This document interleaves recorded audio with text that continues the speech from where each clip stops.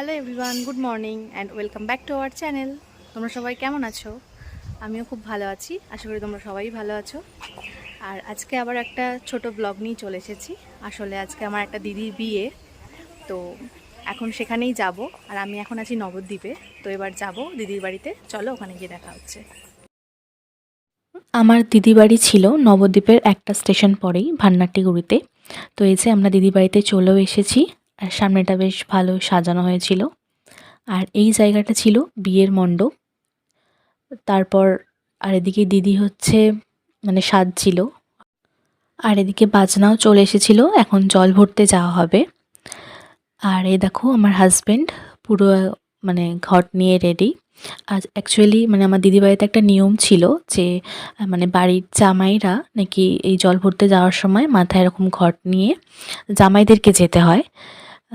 তো সেই জন্য আমার হাজবেন্ড যেহেতু এখানকার জামাই হয়, তাই ও এই রিচুয়ালটা পালন করেছিল।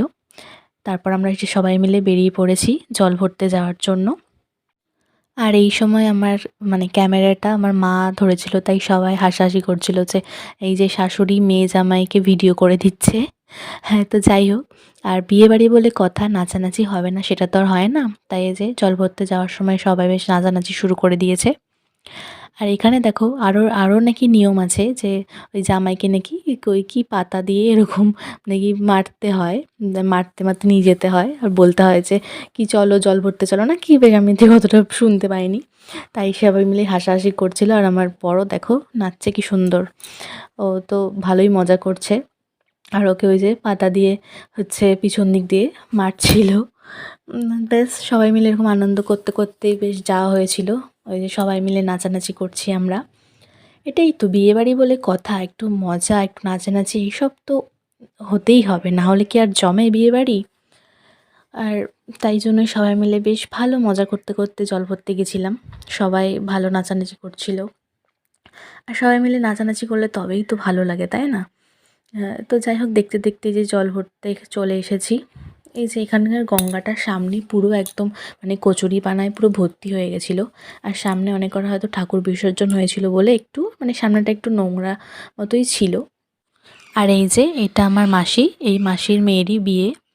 তো এবার ওই মাসির যা যা নিয়মকানুন আছে তো সেগুলোই করছিল, যে গঙ্গার জলে তেল সিঁদুর আরও কী দিয়ে যে বরণ করছিল বা যেই যে নিয়মকানুন থাকে সেগুলোই করছিল।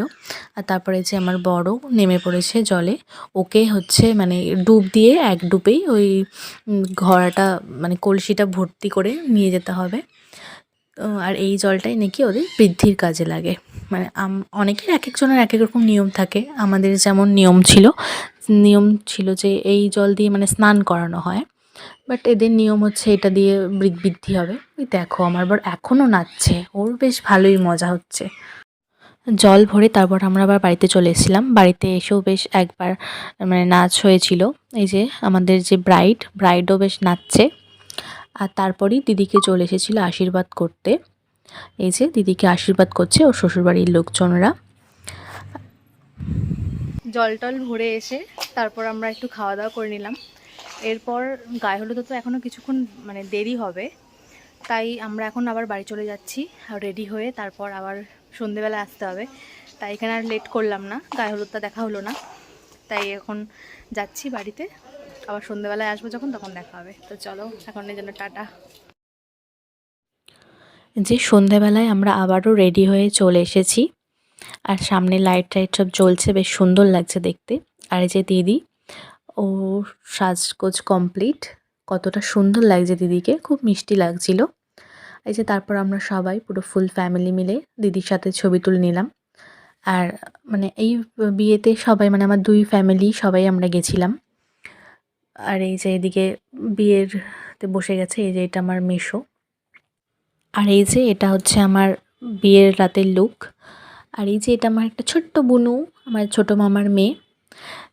আর ওদের বিয়েটাও একটু দেরিতেই হবে, আর যেহেতু আমাদেরকে আবার বাড়ি ফিরতে হবে, আর তার মধ্যে আজকে আবার বৃষ্টি নেমে গেছিলো, তাই আমরা তাড়াতাড়ি করে খেতে বসে পড়েছিলাম। আর এদিকে ছিল মা, ছোটো মামি, মামা, আর এদিকে যে আমার বর, আমার শ্বশুর শাশুড়ি, তো সবাই মিলে খেতে বসে পড়লাম। তো চলো আজকের ভিডিওটা এটুকুই।